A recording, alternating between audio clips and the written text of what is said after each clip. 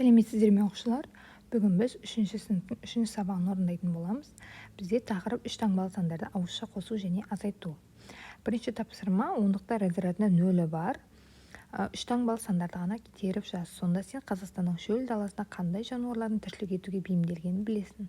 Сандарды кемер ету бойынша көшіріп жаз дейді. Бірінші бізде түлкі берілген. Түлкіні бізде 890 саны, бұл жерде бізде ондығымыз 9-ға тең. Демек, бұл бізде шөл далада өсетін жануар, шөл далада мекендейтін жануарларға жатпайды екен. Келесі кесіртке, бұл бізде 590 саны, демек ондығы 0-ге тең болып тұр екен. Бұл бізде шөл далада мекендейтін жануарларға жатады. Келесі 308 тасбақа, бұл жерде бізде ондығы 0-ге тең болып тұр, сондықтан шөл далада мекендейтін жануарға жатады екен. Келесі 380, бұл бізде тиын, ол бізде ондығымыз 8-ге тең болып тұр. Демек, бұл шөл далада мекендейтін жануарға жатпайды. Келесі 105 қосаяқ, бұл бізде ондығы 0-ге тең, сондықтан шөл далада мекендейтін жануарға жатады. Келесі 97, бұл жерде де бізде кірпінікі ондығы 0-ге тең, сондықтан жатады. Келесі 350, бұл бізде ондығы 5-ге тең, демек бұл жатпайды. Енді кемер етумен жазатын болсақ, жоғары үлкен сандардан бастайық.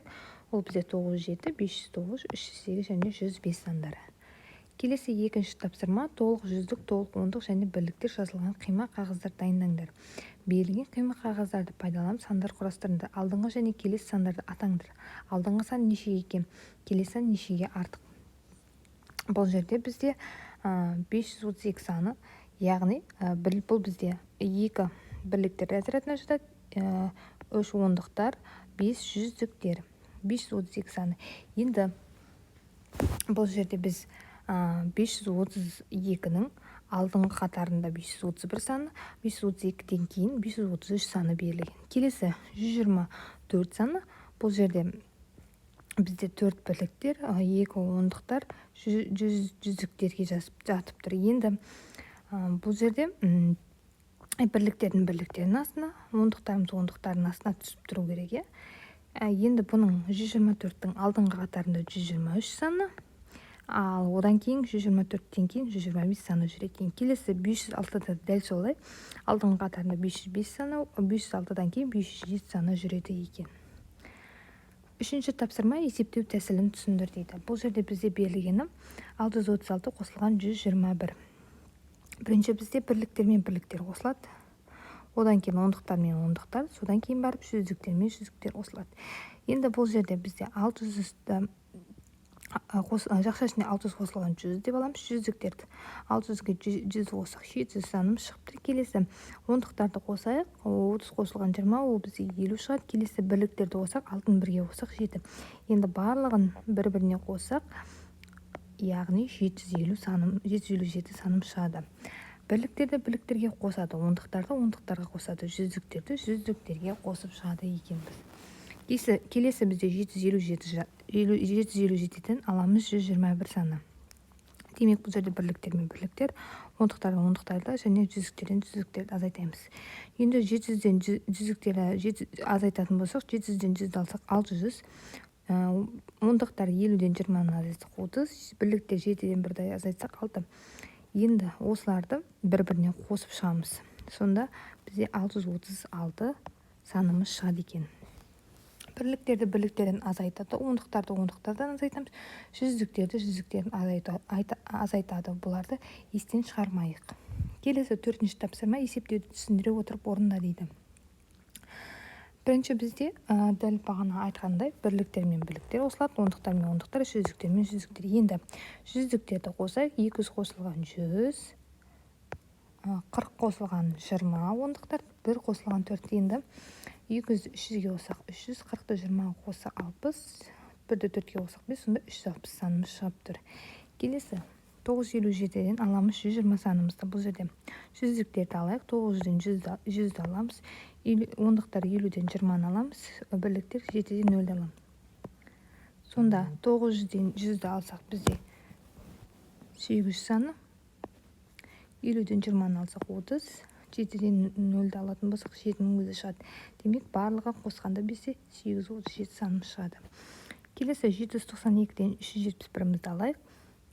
бұл бірінші жүздіктерді алып алайық. 100-ден 300-ді алсақ, бұл жерде бізде 400 саным шығады. 90-нан 70-ді алсақ 20, 2-ден 1-ді алсақ 1. Енді осының барлығын қоссақ 421 саным шығады. Келесіде дәл солай 854-тен 423 санын аламыз. Жүздіктерден алсақ 800-ден 400-ді алсақ 200, 800-ден 400-ді алсақ 400. Енді келесі ондықтар 7-ден 20-ны алсақ 30, 4-ден 3-ді алсақ 1. Барлығын қоссақ 431 саным шығады. Келесі 640-ты қосамыз 237 санына. Бұл жерде дәл солай бірліктер мен бірліктер, ондықтардан ондықтар, жүздіктерден жүздіктерді аламыз. Енді 600-ден 200-ді алатын болсақ, ол бізде 600-ден 200-ді қоссақ 800, 40-қа 30-ды қоссақ 70, 0-ге 7-ні қоссақ 7.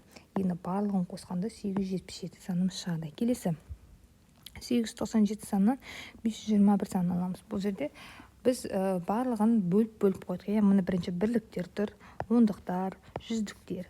Сонда барлығы 376 саны шығып тұр. Келесі 98 санынан 103-ті алсақ, бұл жерде дәл солай бірліктерді, ондықтарды, жүздіктерді. Енді бұл жерде біз ондықтарны 0 тұрғандықтан, оның кезек алудың қажет жоқ. Бәрібір ол жерде 0-ге тең болады. Немесе кез келген санның өзі шығады. Енді 9-ден 100-ді алсақ 800, 8-ден 3-ді алсақ 5, 800-ді 5-ке қосақ 805 саным шығып тұр. Келесі 405 санын қосамыз 230-ға. Бұл жерде де дәл солай бірліктерді қостық 5, ондықтары 30 санын шығып тұр. Жүздіктерден 600 санын, сонда барлығын қосқанда 605 саным шығады. Келесі 650 санын қосамыз 207-ге. Енді бізде жүздіктермен 600 мен 200-ді қостық 800, ондықтарды қостық 50, 0-ге қостық 50, бірліктер мен бірліктер 0-ді 7 қосық 7, 800 қосылған 50 қосылған 7 деп тұр. Енді бұл жерде бәрін қоссақ 857 саны шығып тұр. Келесі 5-ші тапсырмада дәл 4-ші тапсырма ұқсас. Енді бірінші біз 230 санын қосамыз 521-ге делінген. Бірліктерімізді, ондықтарымызды, жүздіктерімізді қосамыз. Шыққан мәндер 700-ді қосамыз 50-ге және 1-ге, сонда 751 саным шығып тұр. Келесі 648 санынан аламыз 232 санын. Бұл жерде дәл солай бірліктер, ондықтар, жүздіктер. Енді 600-ден 200-ді алсақ 400, оған 40-тан 30-ды алсақ, яғни ондықтарды азайтсақ 10, 8-ден 2-ні алсақ 6, барлығын қосқанда 416 саны шығады. Келесі 376 санынан 304 санын алатын болсақ, бұл жерде біз жүздікті алсақ 0-ге тең болып тұр. Ондықтардан ондықты алсақ, бізден 70-дің өзіне тең, 66-дан 4 алсақ 2, енді барлығын қоссақ 72 саным шығып тұр. Келесі 502 санын қосамыз 305-ге. Бұл жерде дәл солай жүздіктерді қосайық, бізде 800-ге тең, бірліктерді қосамыз, ондықтардың арасында 0-ге тең болып тұр, сондықтан оның алудың қажеті жоқ болады. 800-ге 7-ні қосақ 87 саны шығады. Келесі 527 санынан аламыз 105-ті. Бұл жерде дәл солай бірліктер мен бірліктер, ондықтар мен ондықтар, жүздіктерден жүздікті аламыз. Демек олар мәндері 422-ге тең, барлығын бірге қосқан кезде. Келесі 308 санын қосамыз 230-ға. Бұл жерде дәл солай бірліктер мен бірліктер, ондықтар мен ондықтар, жүздіктер мен жүздіктер мәніміз барлығын қосқанда 538 сан шығады. Келесі 249 санынан аламыз 36-да. Бірліктер мен бірліктер, ондықтар мен ондықтар, жүздіктер мен жүздіктерді бір-бірінен қосып аламыз. Сонда мәніміз 200 қосылған 10 қосылған 3 депті. Бір-біріне қоссақ 213 саным шығады. Келесі 108-ді қосамыз 11-ге. Бұл жерде мәндерін қосамыз, яғни сонда барлығы 119 санына тең. Келесі 6-шы тапсырма есепті шығар. Есептегі мәліметтерді өзгертіп, басқа толық ондықтарды қою, оны қайта шығар. Әлияның былтырғы жылы күн райын бақылау күнделігінде 60 күн бұлыңғыр, 250 күн ашық, қалған күндер бұлтты болып белгіленген. Егер бір жылда 365 күн болса, онда Әлия неше бұлтты күнді белгілеген дейді. Бұл жерде бізде бұлыңғыр 60, ашық 250 деп тұр. Бұлтты күніміз неше екені белгісіз. Бізде барлығы 365 күн бар. Енді бұл жерде біз 60-та бірінші 250-ге қосамыз. Сонда мәніміз 310-ға тең. Енді шыққан мәнімізді 365 күннен аламыз. Сонда 365-тен 310 күнді алсақ 55-ке тең. Сонда жауабы Алия 55 бұлтты күнді белгілеген екен.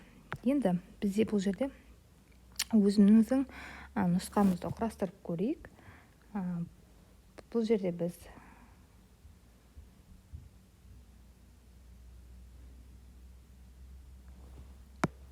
мына жерді өшіріп көрейін және өзіміздің нұсқамызды құрайық. Енді мына жерге бұлыңғыр күнге біз 56 деп алайық. Және ашық күнге 255 деп алайық. Енді бірінші 56 санымызға 255 күнді қосайық. Сонда 311 күн болады. Енді біз шыққан мәнімізді 365 күннен азайтамыз. Сонда 311 күн. Демек 360-тан 311 күнді аламыз. Сонда мәніміз бізде 54-ке тең. Жауабы сонда Алия 54 бұлтты күнді белгілеген екен.